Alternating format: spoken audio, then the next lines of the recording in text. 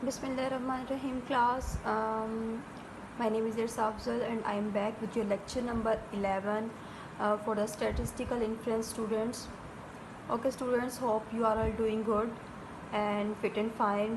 आप लोगों के मिड भी हो चुके हैं. होप सो कि आप लोगों ने काफ़ी कुछ लर्न किया होगा आपके प्रीवियस लेक्चर से. क्लास आप लोगों ने जो आपका टॉपिक एंड किया था आपके लास्ट लेक्चर में, वो टॉपिक था आपका जिसके बारे में मैंने आपको एक्सप्लेन किया था, वो है कॉन्फिडेंस इंटरवल. यानी आप एस्टिमेशन की टाइप्स पढ़ रहे थे और एस्टिमेशन की टाइप्स में आप लोगों ने पढ़ा कि एस्टिमेशन क्या होती है और स्टैटिस्टिकल इन्फ्रेंस क्या होती है. स्टैटिस्टिकल इन्फ्रेंस की बेसिकली दो टाइप्स होती हैं, एस्टिमेशन और टेस्टिंग ऑफ हाइपोथेसिस. और जिसमें आप लोगों ने एस्टिमेशन जो है वो कंप्लीट टॉपिक कर लिया, जिसमें आप लोगों ने good points of point estimator पढ़े. फिर उसके बाद आप लोगों ने हाइपोथेसिस, फिर आप लोगों ने कॉन्फिडेंस इंटरवल पढ़ा. कॉन्फिडेंस इंटरवल से रिलेटेड आप लोगों ने काफ़ी कुछ किया. अब आप लोग पढ़ने जा रहे हैं testing of hypothesis. Testing of hypothesis के ऊपर आपके 2 लेक्चर्स तो हो चुके हुए हैं, लेकिन मैं आपको फिर एक कंप्लीट जो है वो इसको एक्सप्लेन कर देती हूँ. टेस्टिंग ऑफ हाइपोथेसिस होता क्या है. टेस्टिंग ऑफ हाइपोथेसिस क्या है क्लास? ये एक तरह की टेस्टिंग है. टेस्टिंग क्या होती है? जिसमें आप लोगों ने कुछ एनालाइज करना है. क्या एनालाइज करना है? अजम्पशन को एनालाइज करना है. जो भी आप लोग पैरामीटर के रिलेटेड बनाते हो, पैरामीटर आप लोगों के पास कौन कौन से होते हैं? म्यू, सिग्मा स्क्वायर, प्रोपोर्शन, ये सारे आपके पैरामीटर्स होते हैं. टेस्टिंग क्या है कि आप लोगों ने एनालाइज करना है इस अजम्पशन को जो आपने पैरामीटर के बारे में बनाई होगी. या तो आप इस अजम्पशन को एक्सेप्ट कर लोगे या रिजेक्ट कर लोगे, बट किस बेस पे करोगे ये भी सुन लें. आप लोगों के पास सैम्पल डाटा मौजूद होता है टेस्टिंग ऑफ हाइपोथेसिस में. चूँकि सैम्पल डाटा मौजूद होता है, सैम्पल डाटा को यूज़ करते हुए अजम्पशन अबाउट पैरामीटर जो होती है उसको आप लोगों ने एक्सेप्ट या रिजेक्ट करना है by using some specific method. तो वो आपके पास क्या है? Testing of hypothesis. फिर सुन लें, यहाँ पर एक डिसीजन रूल आप लोगों ने बनाना होता है. वो डिसीजन आपने क्या करना है, या तो आपने एक्सेप्ट करना है या रिजेक्ट करना है किस चीज़ को, अजम्पशन को जो आप लोगों ने बनाई होगी. अजम्पशन आपके पास क्या है? हाइपोथेसिस. वो हाइपोथेसिस किसके बारे में होगा? आपके म्यू के बारे में पैरामीटर या सिग्मा स्क्वायर के बारे में होगा, या आपके डिफरेंट किस्म के और पैरामीटर्स हैं उनके बारे में वो हाइपोथेसिस होगा. अब हाइपोथेसिस आपके पास 2 तरह के होते हैं class, null hypothesis and alternative hypothesis. ये बहुत इंपॉर्टेंट चीज़ है, यहाँ से आप लोगों ने अच्छी तरह से लर्न करना है. हाइपोथेसिस आप लोगों के पास 2 टाइप के होते हैं, null and alternative hypothesis. Null hypothesis को एच नोट की नोटेशन दी जाती है और अल्टरनेटिव को एच ए की नोटेशन दी जाती है. और नल हाइपोथेसिस हमेशा पॉसिबल रिजेक्शन के लिए क्रिएट किया जाता है. याद रखें, null hypothesis it is made for possible rejection. Alternative hypothesis basically इस नल हाइपोथेसिस का इन्वर्स होता है, जिसको एच ए से शो किया जाता है. ए कैपिटल एच के सबस्क्रिप्ट में 0 लगा देने का मतलब क्या है? Null hypothesis. और कैपिटल एच के सबस्क्रिप्ट में इस ए को लगा देने का मतलब क्या होता है? Alternative hypothesis. So alternative hypothesis जो होगा वो हमेशा उलट बनाया जाएगा जो भी नल हाइपोथेसिस होगा. लेकिन हमारी बेसिक प्रैक्टिस क्या होती है? पहले हम लोग अल्टरनेटिव हाइपोथेसिस क्रिएट करते हैं. यानी जो भी किसी कंपनी का या किसी एनालिस्ट का या किसी रिसर्चर का क्लेम होता है उसको अल्टरनेटिव हाइपोथेसिस में रखा जाता है, और उसके जो उलट है उसको नल हाइपोथेसिस में रखा जाता है. इसकी रीज़न क्या है? क्योंकि नल हाइपोथेसिस हमेशा रिजेक्शन के लिए क्रिएट किया जाता है, पॉसिबल रिजेक्शन के लिए. सो इस वजह से हम लोग क्या करते हैं? नल हाइपोथेसिस से पहले अल्टरनेटिव को लिखते हैं, अल्टरनेटिव की स्टेटमेंट लिखते हैं. अल्टरनेटिव की स्टेटमेंट के उलट को हम लोग नल हाइपोथेसिस में लिखते हैं. सो दोनों तरह से ये एक ही चीज़ होगी, लेकिन एक लिखने का मेथड आप लोगों का थोड़ा सा डिफरेंट हो जाएगा कि नल हाइपोथेसिस को क्रिएट करने के लिए पहले हम लोग अल्टरनेटिव हाइपोथेसिस को लिखा करेंगे. सो ये एक यूजुअल प्रैक्टिस है आप लोगों की. यहाँ तक आप लोगों को समझ आ गया होगा कि टेस्टिंग ऑफ हाइपोथेसिस क्या है. अब आगे मैं आपको बताने जा रही हूँ कि टेस्टिंग ऑफ हाइपोथेसिस में बेसिकली कुछ आपके स्टेप्स होते हैं. वो आपके स्टेप्स आप लोगों ने कंप्लीट करने हैं क्वेश्चन के अंदर, तभी आपका टेस्टिंग ऑफ हाइपोथेसिस का क्वेश्चन कंप्लीट होगा.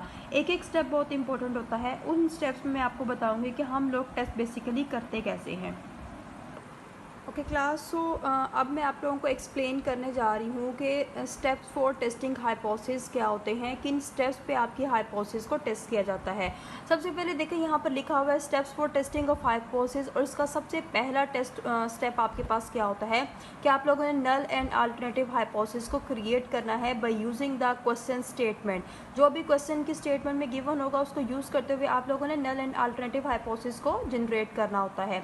नल हाइपोथेसिस पहले लिखा जाता जाता है, उसके बाद अल्टरनेटिव हाइपोथेसिस लिखा जाता है। बट मैंने आपको पहले भी बताया कि यूजुअल प्रैक्टिस हम क्या करते हैं कि जो भी क्लेम किसी कंपनी या किसी भी रिसर्चर का जो कि पैरामीटर के बारे में वो करता है हाइपोथेसिस के तौर पे, तो उसको हम लोग अल्टरनेटिव में रखते हैं और उसके उलट को नल में बनाते हैं। ये आपके क्वेश्चन प्रैक्टिस करते हुए मैं आपको एक्सप्लेन करूँगी। सो यहाँ पर क्या लिखा हुआ है, H naught mu is equals to mu naught और H A mu is not equals to mu naught. ये बेसिकली क्या होता है कि जब आपके पास स्टेटमेंट में कोई भी इफेक्टिवनेस या ग्रेटर देन या लेस देन का साइन नहीं बताया जाता है हाइपोथेसिस में, तब आप लोग हाइपोथेसिस क्या करते हो, टू टेल्ड हाइपोथेसिस क्रिएट करते हो। याद रखना है आप लोगों ने क्लास कि जब आपके नल हाइपोथेसिस में इक्वल का साइन हो और अल्टरनेटिव में नॉट इक्वल का साइन हो तो आप लोग टू टेल्ड टेस्ट करते हो, इसको टू टेल्ड टेस्ट कहा जाता है। फिर उसके बाद सेकेंड वे जो होता है जिसमें आप लोग अपना हाइपोथेसिस क्रिएट कर सकते हो, वो आपके पास क्या है कि mu is greater than equal to mu naught और उसके अल्टरनेटिव में mu less than mu naught को लिखा जाए। तो यहाँ पे ये भी बताती चलूँ आपके पास म्यू नॉट क्या है। म्यू नॉट बेसिकली उस मीन की जो है वो स्पेसिफाइड वैल्यू होगी। हाइपोथेसिस आपका डिफरेंट पैरामीटर्स के डिफरेंट वैल्यूज़ के लिए बनाया जाता है, टेस्ट किया जाता है। अभी मैंने बताया कि आपके पैरामीटर्स जो है वो मीन भी है, वेरिएंस भी है और डिफरेंस बिटवीन मीन्स भी है, जैसे आपने सैम्पलिंग डिस्ट्रीब्यूशन में पढ़ा था।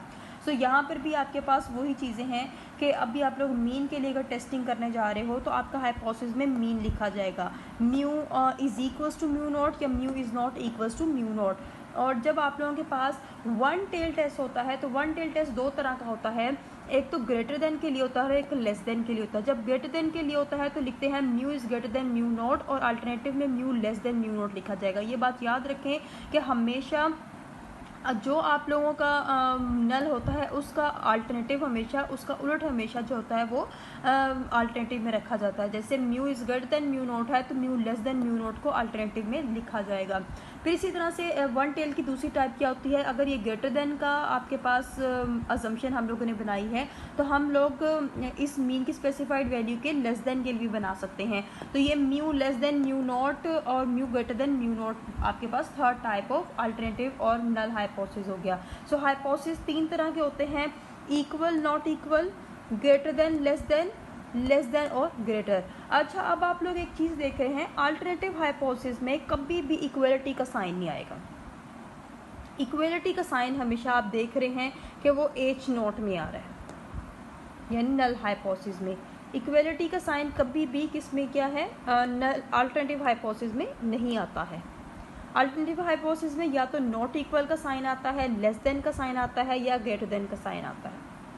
ओके, सो ये आपके पास हो गया आपके हाइपोथेसिस को क्रिएट करने का मेथड कि फर्स्ट आपका स्टेप क्या होता है कि हाइपोथेसिस आप लोग जनरेट करते हो। तीन तरह के हाइपोथेसिस जनरेट किए जा सकते हैं, ये डिपेंड करता है कि आपके क्वेश्चन की स्टेटमेंट क्या बता रही है। अगर आपकी क्वेश्चन की स्टेटमेंट हमें बता रही है कि आपका हाइपोथेसिस इक्वल नॉट इक्वल में होना चाहिए, इट मीन्स आप लोग टू टेल टेस्ट करने जा रहे हो। याद रखें, इक्वल और नॉट इक्वल में हमेशा टू टेल टेस्ट होता है। और यहाँ पर आप लोग देख रहे हो कि ग्रेटर देन और लेस देन है, आपके क्वेश्चन में बताया तो ये एक वन टेल है। अगर इसी तरह से लेस देन और ग्रेटर देन है तो ये भी एक वन टेल टेस्ट है। सेकेंड स्टेप आप लोगों के पास क्या होता है, लेवल ऑफ सिग्निफिकेंस।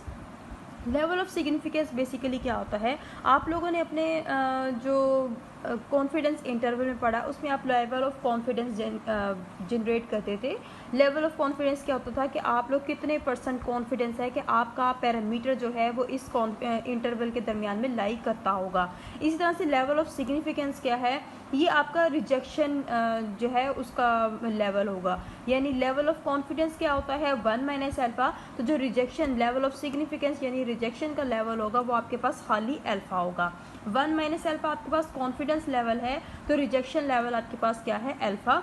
अल्फ़ा में हमेशा दो तरह के इन मोस्ट केसेस आपके क्वेश्चन में अल्फ़ा दिए जाएंगे, क्वेश्चन में पहले से बता दिए जाएंगे, या तो 0.5 होगा या 0.1 होगा। इन दोनों में से कोई एक यूज़ आप लोग कर सकते हो।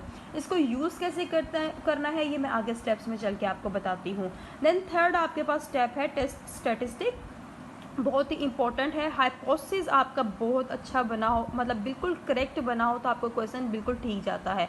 हाइपोथेसिस आप लोगों का बहुत डिपेंड करता है। अगर आपके क्वेश्चन की स्टेटमेंट में क्लेम किया गया है लेस देन का हाइपोथेसिस और आप लोगों ने नॉट इक्वल का हाइपोथेसिस बना दिया है तो आपका क्वेश्चन रॉन्ग हो सकता है। सो हाइपोथेसिस आपका बहुत मैटर करता है, ये याद रखें। हाइपोथेसिस बिल्कुल करेक्ट होना चाहिए।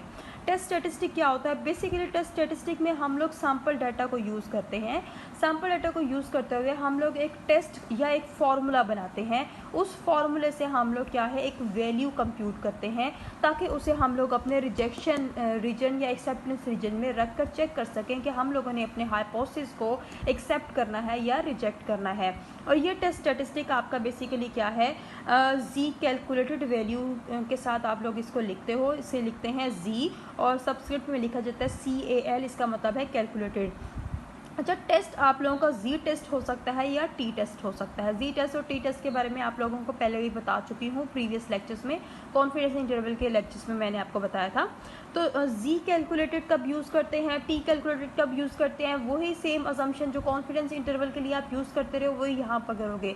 फॉर एग्जाम्पल आपका अगर केस 1 है, मीन्स अगर आप लोगों को सिग्मा स्क्वायर की वैल्यू नॉन है और आप लोगों को आपके क्वेश्चन में जो आपका स्मॉल n है यानी सैम्पल साइज वो ग्रेटर देन 30 है और आप लोगों को अब बताया गया है कि पॉपुलेशन जो नॉर्मली डिस्ट्रीब्यूटेड है, तो आप लोग जी कैलकुलेटेड यूज़ करते हो और उसका फॉर्मूला क्या है, टेस्ट स्टैटिस्टिक का x bar minus mu naught over sigma over under root n।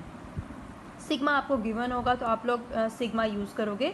X bar आप लोगों को क्या है, जो सैम्पल डाटा आप लोगों को दिया जाएगा उससे आप लोग एक्स बार कंप्यूट कर सकते हो और बेसिकली आपको क्वेश्चन में पहले से एक्स बार बता दिया जाएगा।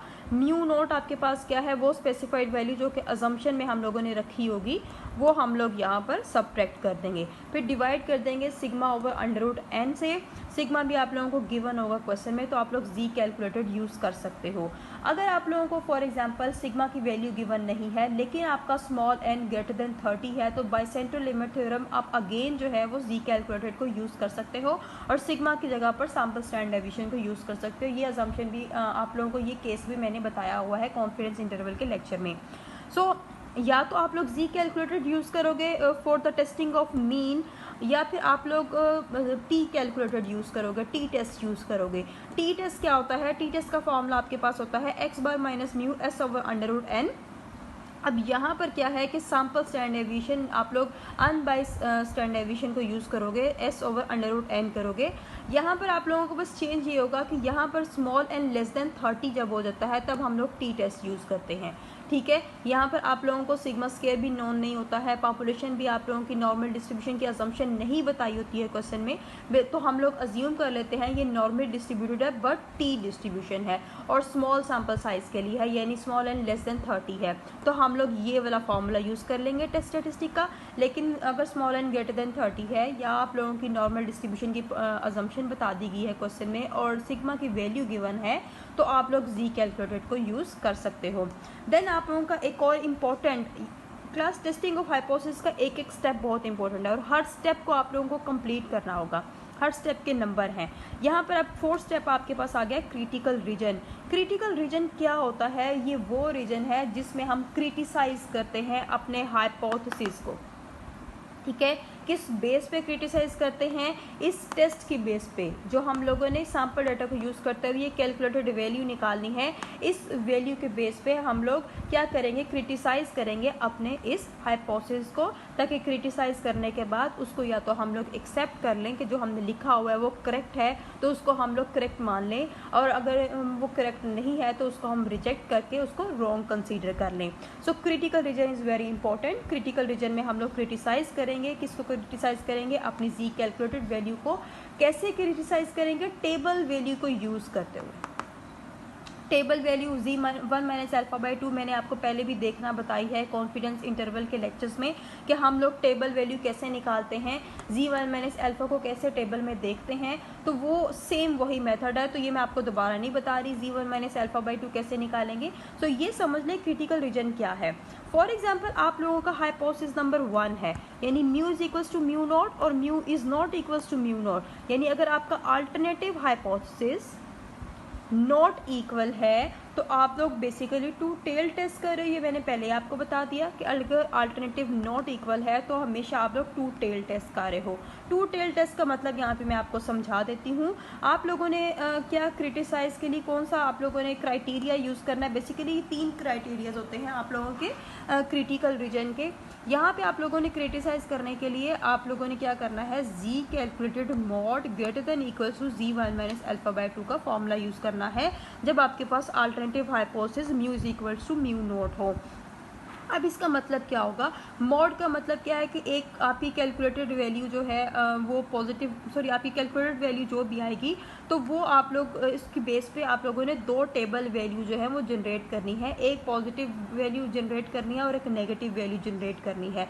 यानी हमारे पास दो तरह की वैल्यू है। इस मोड का मतलब क्या है कि एक नेगेटिव वैल्यू होगी इस क्रिटिकल रीजन में और एक पॉजिटिव वैल्यू होगी। और इसका मतलब क्या, ये भी देख लें, हमारे पास चूँकि ये एक सिमेट्रिकल डिस्ट्रीब्यूशन होती है, बेल शेप डिस्ट्रीब्यूशन होती है जी, जिसको हम स्टैंडर्ड नॉर्मल डिस्ट्रीब्यूशन कहते हैं, और उसमें आप लोगों के पास z1 - α/2 एक नेगेटिव वैल्यू के साथ होगी और z एक +1 - α/2 पॉजिटिव वैल्यू के साथ होगी।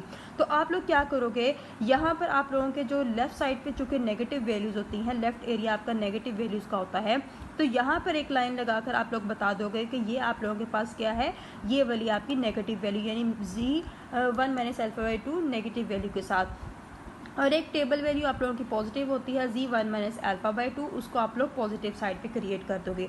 अब इन दो लाइंस के दरमियान का एरिया, अगर आपकी ये कैलकुलेटेड वैल्यू जो आप लोगों ने सैम्पल डाटा को यूज़ करते हुए कैलकुलेट की है, इस टेबल, इन दो टेबल वैल्यूज़ के दरमियान में आ जाती है, तो आप लोग क्या करोगे, एक्सेप्टेंस रीजन में चले जाओगे। इट मीन्स आप लोगों ने अपने एच नोट को यहाँ पर एक्सेप्ट करना है। फिर सुन लें, अगर आपकी कैलकुलेटेड वैल्यू इन दो क्रिटिकल वैल्यूज़ जो कि हमने टेबल से देख के बतानी है, इन दो क्रिटिकल वैल्यूज़ के दरमियान में आपकी ये कैलकुलेटेड वैल्यू लाई कर जाती है, तो इट मीन्स आप लोगों एक्सेप्टेंस रीजन में चले गए हो। एक्सेप्टेंस रीजन का मतलब क्या है कि आप लोगों ने अपने एच नोट को एक्सेप्ट कर लेना है, ठीक है। यानी इस क्राइटेरिया, इस टेस्ट की बेस पे आप लोग क्या डिसीजन करोगे कि आप लोगों ने अपने एच नोट को, जो कि म्यू = म्यू नोट है, इसको एक्सेप्ट कर लेना है। ओके, सो हम लोगों ने इस टेस्ट में जब आप लोगों की ये कैलकुलेटेड वैल्यू इन दो क्रिटिकल वैल्यूज़ के दरमियान में लाई कर जाएगी, तो आप लोग अपने नल हाइपोथेसिस को एक्सेप्ट कर लोगे। अगर फॉर एग्जांपल आपकी कैलकुलेटेड वैल्यू इस नेगेटिव क्रिटिकल वैल्यू के लेस देन में लाई करती है, इस एरिया में, तो ये भी आप लोगों का क्रिटिकल रीजन है, यानी रिजेक्शन रीजन हो जाएगा। अगर इन दो वैल्यूज़ के दरमियान का एरिया रिजेक्शन एक्सेप्टेंस रीजन है, तो इस एरिया के लेफ्ट और राइट में जो रीजन होगा वो आपका रिजेक्शन रीजन होगा। ये देखें, मैंने बता भी दिया, इसको हम लोग क्रिटिकल रीजन या रिजेक्शन रीजन बोलते हैं। अगर आपकी जो कैलकुलेटेड वैल्यू है इस एरिया में या इस एरिया में लाई करती है, इस टेल में, लेफ्ट टेल में या राइट टेल में लाई करती है, दैट मीन्स आप लोगों का जो हाइपोथेसिस है वो रिजेक्ट होगा। तो आपका डिसीजन क्या हो जाएगा, रिजेक्ट एच नॉट। ये देखें, सो इसलिए मैंने ये डायग्राम बना के आपको बताया ताकि आप लोगों के लिए डिसीजन करना आसान हो जाए कि जब आप लोगों ने इस क्राइटेरिया के अकॉर्डिंग वैल्यू निकाल ली, आपकी कैलकुलेटेड वैल्यू को यहाँ पर पुट किया और आप लोगों ने टेबल वैल्यू निकाल ली। अगर आप लोगों की जो कैलकुलेटेड वैल्यू है वो ग्रेटर देन, यानी आप लोगों की अगर पॉजिटिव वैल्यू होगी तो वो ग्रेटर देन हो जाएगी, और अगर नेगेटिव वैल्यू होगी तो ये जो इनइक्वालिटी का साइन है वो रिवर्स हो जाएगा, तो लेस देन हो जाएगा। तो इट मीन्स कि अगर इस नेगेटिव वैल्यू के लेस देन और इस पॉजिटिव वैल्यू के ग्रेटर देन के एरिया में अगर आपकी वैल्यू, कैलकुलेटेड वैल्यू लाई करती है, तो आप लोग अपने हाइपोथेसिस, नल हाइपोथेसिस को रिजेक्ट कर दोगे, ठीक है। यहाँ पर मैंने लिख भी दिया है रिजेक्ट एच नॉट, कि अगर इस नेगेटिव वैल्यू के लेस देन और इस पॉजिटिव वैल्यू के ग्रेटर देन में आपकी वैल्यू लाई करती है कैलकुलेटेड, तो आप लोग क्या करोगे, इस एच नॉट को रिजेक्ट कर दोगे। अगर इन नेगेटिव और पॉजिटिव वैल्यू के दरमियान में आपकी कैलकुलेटेड वैल्यू लाई करती है, दैट मीन्स कि आप लोग एक्सेप्टेंस रीजन में जा रहे हो, अपने हाइपोथेसिस को एक्सेप्ट कर लोगे। सो यहाँ तक मेरे ख्याल में आपको इस चीज़ की समझ आ गई होगी कि टेस्टिंग ऑफ हाइपोथेसिस का प्रोसीजर क्या है। आगे मैं बताती हूँ कि जब आप लोग अपने क्राइटेरिया को देखते हुए क्रिटिकल रीजन में ये देख लेते हो कि आपकी वैल्यू कहाँ पे लाई करी है, एक्सेप्टेंस में, ये रिजेक्शन में, तो आप लोग डिसीजन कर लेते हो। डिसीजन क्या होता है, आप लोगों ने एक स्टेटमेंट लिखनी होती है जिसमें बताना होता है कि क्रिटिकल रीजन के बेस में हम लोगों ने डिसाइड किया कि हम लोग अपने नल हाइपोथेसिस को रिजेक्ट करेंगे या एक्सेप्ट करेंगे। ओके सो जब हम लोगों ने डिसीजन कर लेना है, जब हम लोगों ने डिसाइड कर लेना है कि आप लोगों ने जब क्रिटिकल रीजन में देखा आपकी कैलकुलेटेड वैल्यू एक्सेप्टेंस रीजन में लाई करी है या रिजेक्शन रीजन में लाई करी है, तो चूंकि वो टू टेल्स का क्राइटेरिया हम लोग देख रहे थे, यानी दोनों टेल्स को चेक कर रहे थे, नेगेटिव साइड का भी पॉजिटिव साइड का भी, तो वो एक टू टेल टेस्ट था। तो टू टेल टेस्ट को यूज़ करते हुए हम लोगों ने डिसाइड किया कि हमारी वैल्यू एक्सेप्टेंस में जाएगी या रिजेक्शन में जाएगी। तो जब आप लोगों की आप लोग डिसाइड कर लेते हैं तो लास्ट पे आप लोग कंक्लूजन या डिसीजन लिखते हो। वो डिसीजन आप लोगों का बहुत इंपॉर्टेंट होता है, इसका पूरा एक नंबर होता है। तो इस डिसीजन की एक स्टेटमेंट होती है, since our calculated value lie in the critical region so we reject our null hypothesis H naught. अगर आप लोगों की कैलकुलेटेड वैल्यू जो है जी कैलकुलेटेड वो क्रिटिकल रीजन में यानी टेल्स वाली साइड पे लाई करेगी, दैट मीन्स आप लोगों ने क्या करना है, रिजेक्ट कर देना है नल हाइपोथेसिस को। और अगर वही चीज़ आप लोगों की क्या है, यही सेम स्टेटमेंट रहेगी, since our calculated value lie in the acceptance region, अगर यही वैल्यू आपकी एक्सेप्टेंस रीजन में लाई करेगी तो आप लोगों ने डिसाइड क्या करना है, so we accept our null hypothesis H naught. So इस तरह से आप लोगों ने अपने डिसीजन की स्टेटमेंट लिखनी होगी। आप लोगों को नजर आ रहा होगा बोर्ड पे कि जब आप लोगों ने आप लोगों के नल जो आप लोगों की कैलकुलेटेड वैल्यू है क्रिटिकल रीजन में लाई कर जाएगी, यानी टेल्स वाले टू टेल्स में किसी भी टेल में लाई कर जाती है, लेफ्ट टेल में या राइट टेल में लाई कर जाती है, दैट मीन्स आप लोगों ने क्या डिसीजन करना है, आप लोगों की वैल्यू क्रिटिकल रीजन में लाई कर रही है तो आप लोगों ने रिजेक्ट कर देना है अपने नल हाइपोथेसिस को। लेकिन अगर आप लोगों की दोनों critical value minus G1 minus alpha by 2 और जी1 माइनस अल्फा बाई 2 के दरमियान में लाई करती है तो आप लोगों ने एक्सेप्टेंस रीजन में चले गए हो। दैट मीन्स कि आप लोगों ने अपनी वैल्यू को, जो आप लोगों का हाइपोथेसिस की एच नोट की वैल्यू है, उसको आप लोगों ने एक्सेप्ट कर लेना है। सो ये आप लोगों का कंप्लीट टेस्ट है, ये आप लोगों के कंप्लीट टेस्ट के स्टेप्स हैं, जिसमें आप लोगों ने 1 to 5 जो आप लोगों के बेसिक स्टेप्स हैं उनको कंप्लीट लिखना होता है और डिसाइड करना होता है कि आप लोगों ने अपने इस सैम्पल डाटा को यूज़ करते हुए पैरामीटर की वैल्यू को एक्सेप्ट करना है हाइपोथेसिस की या रिजेक्ट करना है। तो ये आप लोगों के बेसिक स्टेप होते हैं। अब आते हैं प्रीवियस मैंने आप लोगों को बताया टू टेल टेस्ट जो होता है, टू टेल टेस्ट में आप लोगों ने किस तरह से अपने हाइपोथेसिस को एक्सेप्ट रिजेक्ट करना है। अब मैं आपको वन टेल टेस्ट बताऊंगी। वन टेल टेस्ट भी दो तरह के होते हैं। वन टेल टेस्ट के लिए मैं आपको थोड़ा सा गाइड कर देती हूँ और डायग्रामेट्रिकली भी आप लोगों को समझा देती हूँ कि वन टेल टेस्ट क्या होता है और वन टेल टेस्ट में आप लोगों ने डिसीजन कैसे बनाना होता है। अब हम पढ़ने जा रहे हैं कि जब आप लोगों का क्रिटिकल रीजन जो है वो वन टेल्ड होगा तो आप लोग डिसीजन कैसे करेंगे। वन टेल टेस्ट आपको बता दिया गया है कि जब आप लोगों के पास अल्टरनेटिव हाइपोथेसिस या तो लेस देन होगा या ग्रेटर देन होगा तो आप लोग वन टेल टेस्ट करोगे।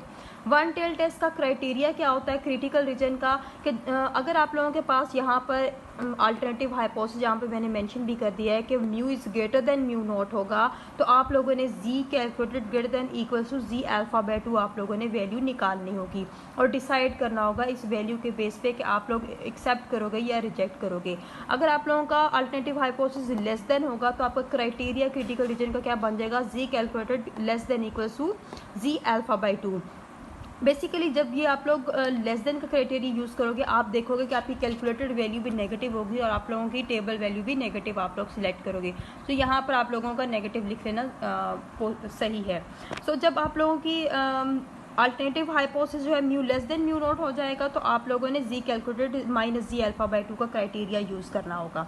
सो जब आप लोगों के फर्स्ट वन क्राइटेरिया होगा यानी Z calculated greater than Z alpha by 2 तो आप लोग कैसे डिसाइड करोगे। अब आप लोगों ने ओनली वन टेल टेस्ट करना है यानी एक टेल पे आप लोगों ने डिसीजन देना है। तो जी अल्फा बाय 2 चूँकि पॉजिटिव वैल्यू है, आप लोगों की टेबल पॉजिटिव वैल्यू होगी तो यहाँ पर लाइन लगा के आप लोगों के इसके ग्रेटर का जो एरिया होगा, यहाँ पर क्या लिखा हुआ है, Z calculated greater than Z alpha by 2। अगर जी कैलकुलेटेड वैल्यू जो हम लोगों ने टेस्ट स्टैटिस्टिक में निकाली है वो इस जी अल्फा बाय 2 के ग्रेटर एरिया में लाई कर जाती है, इस टेल वाली साइड पे लाई कर जाती है, तो आप लोग क्या करोगे, अपने हाइपोथेसिस को रिजेक्ट कर दोगे।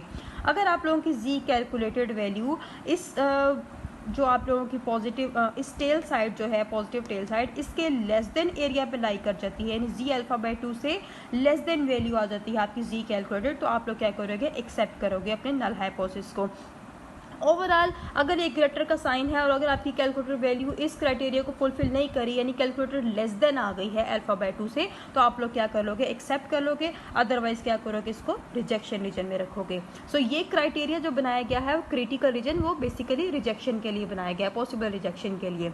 जी कैलकुलेटर अगर लेस देन है -g अल्फ़ा/2 से, तो आप लोग क्या करोगे, रिजेक्ट कर दोगे नल हाइपोथेसिस को। तो यहाँ पर देखो -g अल्फ़ा/2 लेफ्ट साइड पे लाई करेगी, और अगर इसके लेस देन एरिया में आपकी कैलकुलेटेड वैल्यू लाई करती है, तो आप लोग क्या करोगे, आप लोगों ने अपने नल हाइपोथेसिस को रिजेक्ट कर देना है। और अगर इस -g अल्फ़ा/2 के ग्रेटर द एरिया में लाई करती है, तो आप लोगों ने क्या करना है, अपनी नल हाइपोथेसिस को एक्सेप्ट कर लेना है। सो ये आप लोगों के वन टेल 2 तरह के टेस्ट होते हैं। एक वन टेल टेस्ट होता है जब आपकी जो अल्टरनेटिव हाइपोथेसिस है लेस देन में होगा, तो आप लोगों ने सेकंड वन, ये वन टेल यूज करना है क्राइटेरिया।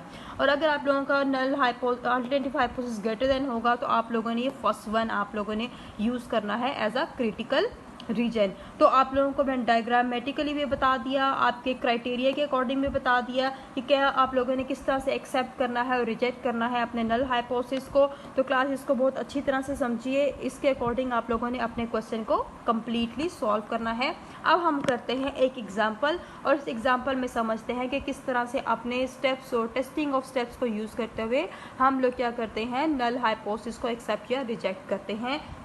एग्जाम्पल स्टार्ट करने से पहले मैं आपको बताती चलूँ कि आप लोगों के जो शेर मोहम्मद चौधरी की बुक है, उसमें पेज नंबर 138 है। इसमें एक चार्ट बताया गया है जिसमें बताया गया है कि आपकी क्रिटिकल वैल्यूज यानी क्रिटिकल रीजन में जो आपने टेबल वैल्यू यूज़ करनी है, वो यहाँ पर इस चार्ट में दे दी गई है। क्योंकि आप लोगों को मैंने बताया लेवल ऑफ सिग्निफिकेंस या तो 0.5 होता है, या 0.1 होता है, या 0.10, 3 तरह के लेवल ऑफ सिग्निफिकेंस आपको हर क्वेश्चन में दिए जाते हैं। तो अगर इन वैल्यूज़ को डायरेक्टली याद कर लिया जाए और आपको टेबल से ना देखना पड़े, तो क्या मज़ायका है कि आपको पेपर में टेबल वैल्यू देखकर टाइम वेस्ट करना पड़ेगा। इससे बेटर है कि आप लोग इन वैल्यूज़ को याद कर लें कि जब आप लोगों का 0.10 लेवल ऑफ सिग्निफिकेंस दिया जाएगा, तो 2 टेल वैल्यू क्या आती है और 1 टेल वैल्यू क्या आती है।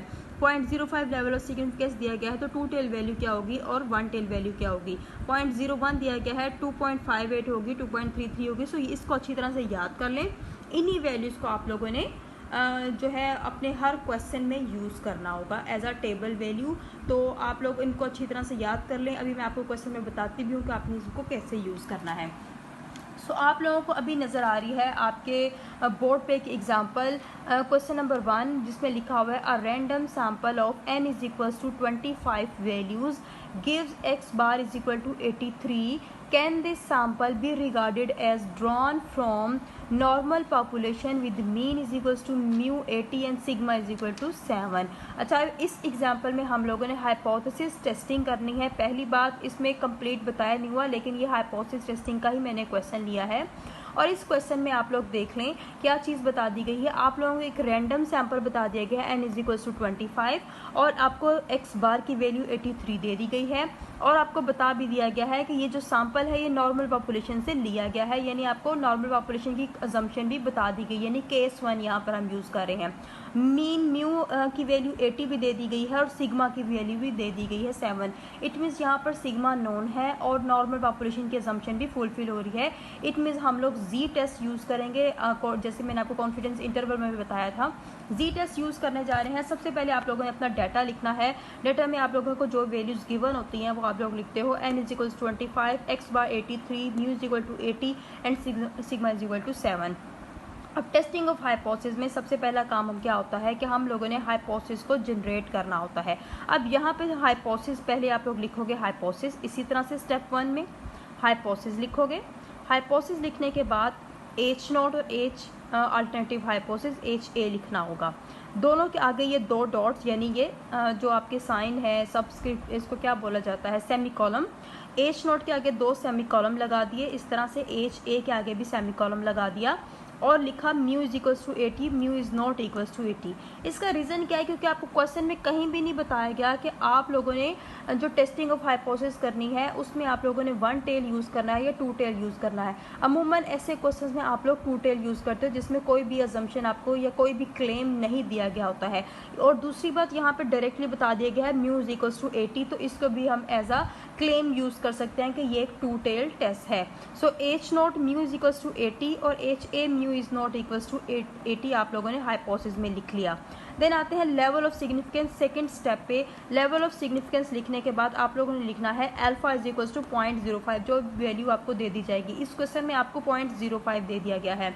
थर्ड स्टेप आप लोगों ने लिखना होता है टेस्ट स्टैटिस्टिक का वो टूल, वो फॉर्मूला जिसको यूज़ करते हुए आप लोगों ने टेस्ट करना है हाइपोथेसिस को। तो यहाँ पर टेस्ट स्टैटिस्टिक मैंने बताया कि आप लोगों को नॉर्मल पॉपुलेशन के असम्पशन भी गिवन है, आप लोगों को सिग्मा की वैल्यू भी नोन है, तो आप लोग जी टेस्ट यूज़ करोगे केस 1 के साथ। तो जी का फॉर्मूला आपके पास क्या है, Z is equals to x bar minus mu naught over sigma over under root N.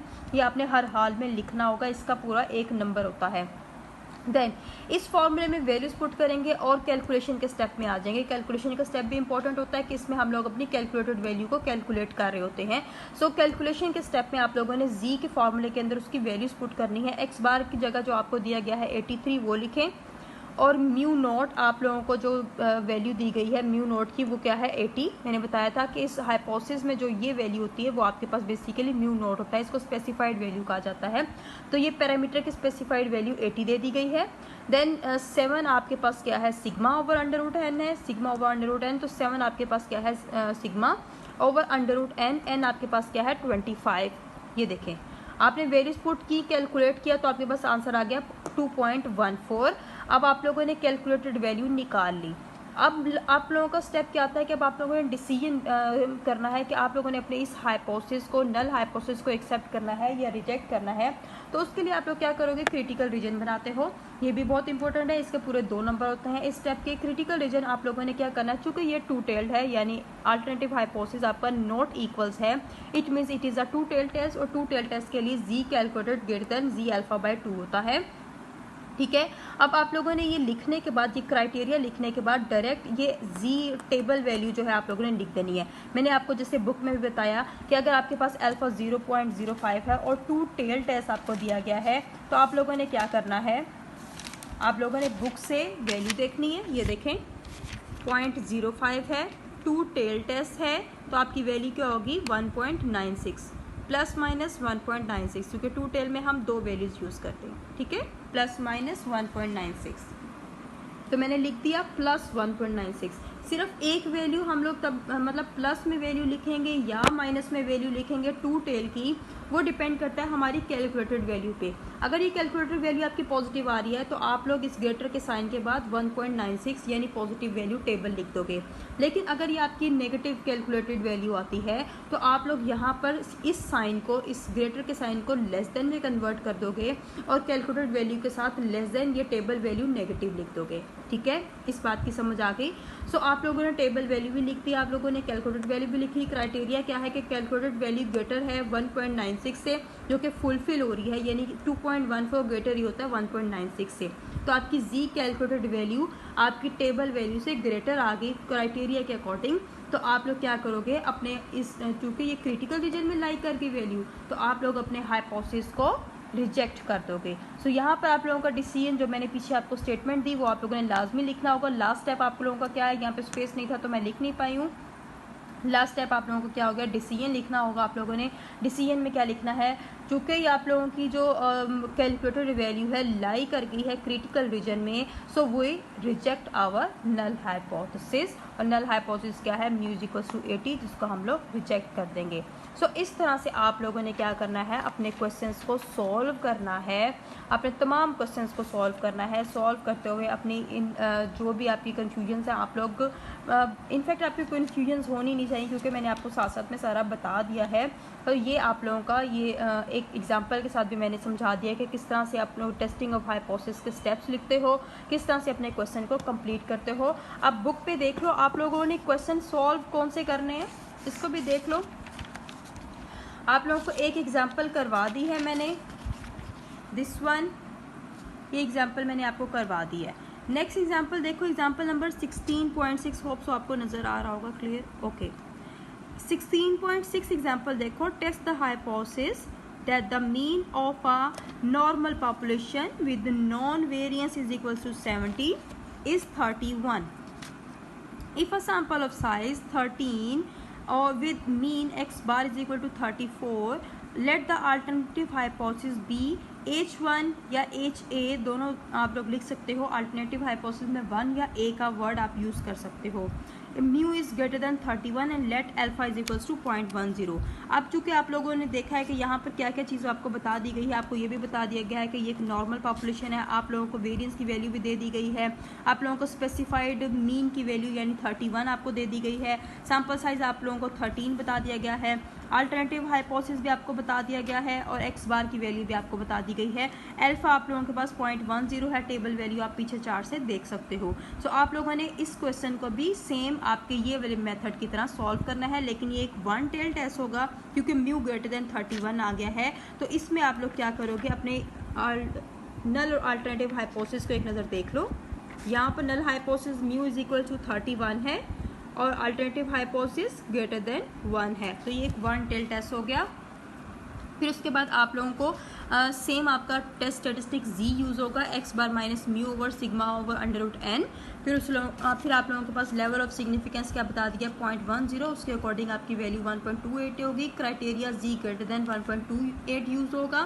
Calculate value 1.29 है आप लोगों के पास। फिर क्राइटेरिया क्या है कि 1.29 को ग्रेटर होना चाहिए 1.28 से, जो कि ऑलरेडी ग्रेटर आ रहा है। ये एक वन टेल टेस्ट हो गया। सो आप लोगों ने क्या करना है, कंक्लूजन कर देना है that we reject our null hypothesis H0।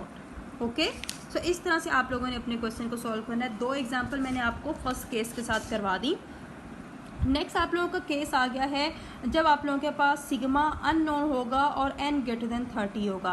तो ये आप लोगों को नेक्स्ट लेक्चर में इंशाल्लाह मैं करवाऊंगी कंप्लीट। और आज के लिए आप लोगों का इतना लेक्चर कंप्लीट है। नेक्स्ट लेक्चर में मैं आप लोगों को बाकी केसेस के साथ भी आपके क्वेश्चन सॉल्व करवा दूंगी। अब आप लोग क्या करें, एक्सरसाइज की तरफ आएँ और एक्सरसाइज में देखें आप लोगों के पास जो पहले डेफिनेशंस आती हैं क्या क्या है। टेस्टिंग हाइपोथेसिस टेस्टिंग क्या होती है, नल हाइपोथेसिस क्या होता है, लेवल ऑफ सिग्निफिकेंस क्या है, स्टैटिस्टिकल हाइपोथेसिस क्या है, क्रिटिकल रीजन क्या है। ये डेफिनेशंस आप लोगों ने खुद याद करनी होंगी, आपकी बुक में गिवन है। फिर आप लोगों ने क्या है, डिफरेंस को एक्सप्लेन करना, नल हाइपोथेसिस अल्टरनेटिव हाइपोथेसिस का डिफरेंस क्या होता है, सिंपल हाइपोथेसिस कंपोजिट हाइपोथेसिस क्या होता है। ओके, सिंपल हाइपोथेसिस क्या होता है जिसमें लेस देन और ग्रेटर देन की वैल्यू को यूज़ किया जाए और साइन यूज़ किया जाए। कंपोजिट हाइपोथेसिस क्या जिसमें सिंपल हाइपोथेसिस क्या जिसमें इक्वल और नॉट इक्वल यूज़ किया जाए। कंपोजिट हाइपोथेसिस क्या जिसमें लेस देन और ग्रेटर देन का हाइपोथेसिस बनाया जाए। एक्सेप्टेंस और रिजेक्शन रीजन आप लोगों के पास क्या होते हैं ये भी मैंने बता दिया है कि जब आप लोगों के क्राइटेरिया के अकॉर्डिंग आपकी कैलकुलेटेड वैल्यू क्रिटिकल रीजन में लाई नहीं करती है तो वो एक्सेप्टेंस रीजन में चली जाती है, और अगर क्रिटिकल वैल्यू में लाई कर जाती है तो वो रिजेक्शन रीजन में चली जाती है। टाइप 1 एरर टाइप 2 एरर मैं आपको करवा दूंगी। 1 टेल और 2 टेल टेस्ट भी मैंने आपको बता दिया आज के लेक्चर में। सो ये आप लोगों के फर्स्ट 2 क्वेश्चन कंप्लीट हो गए। देन थर्ड क्वेश्चन देखें, ये भी आप लोगों को बाद में करवाऊंगी। अब आते हैं सॉल्यूशन की तरफ क्वेश्चंस के। तो इनकी तरफ आ जाएं कि आप लोगों ने कहाँ से क्वेश्चन को सॉल्व करना शुरू करना है अपने प्रैक्टिस के लिए। ये पावर ऑफ टेस्ट और 1 टेल 2 टेल टेस्ट के लिए राइट। सो 16.14 का ए पार्ट करें आप लोग और 16.14 का बी पार्ट सॉल्व करें। ओके, ये 2 क्वेश्चन सॉल्व करें, बाकी इंशाल्लाह नेक्स्ट लेक्चर में मैं आपको करवाऊंगी और उसके अकॉर्डिंग आप लोगों ने क्वेश्चंस को सॉल्व करना है। टिल देन अल्लाह हाफिज़, टेक केयर, अपनी दुआ में याद रखें और